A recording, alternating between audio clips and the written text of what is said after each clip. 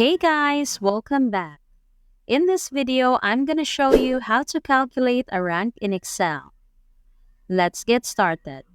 To initiate the ranking process, let's select the cell where we aim to display the rank. We start by typing the equal sign followed by the initial letters of rank. Excel promptly suggests the relevant function. A quick note: the rank function remains compatible with Excel 2007 and earlier versions. Upon selecting the suggested function, we fill in the specifics. First, input the number you want to rank, located in cell C3, showcasing Mark's sales.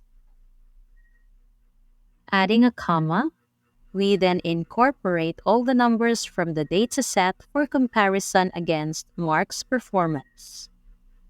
Carefully, we lock the reference to this dataset.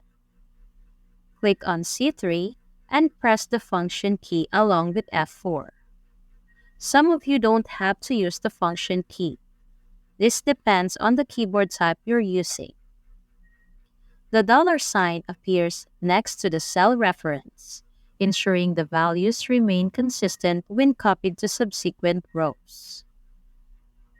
Similar treatment applies to fixing the coordinates C7 to maintain the reference to the entire data set. Copying the rank function to the rows below retains the reference to the relevant cells, vital for assessing each salesman's rank consistently. Moving forward, insert another comma. This step determines whether the rank is ascending or descending. Excel defaults to descending, ranking the highest number as 1 and the lowest as the last. This option is set as default in Excel, so if we close the bracket at this point without adding any extra information, Excel will go on and calculate a descending rank. For an ascending rank, opt for ascending. In that case, the lowest number will become number 1 and the highest number will be marked as the last in the ranking. Let's proceed with descending. Close the brackets, hit enter, and here we are.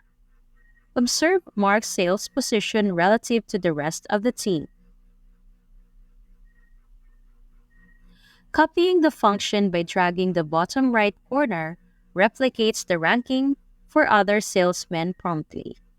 The highest performer tops the list, while the lowest contributor takes the final spot, precisely as intended.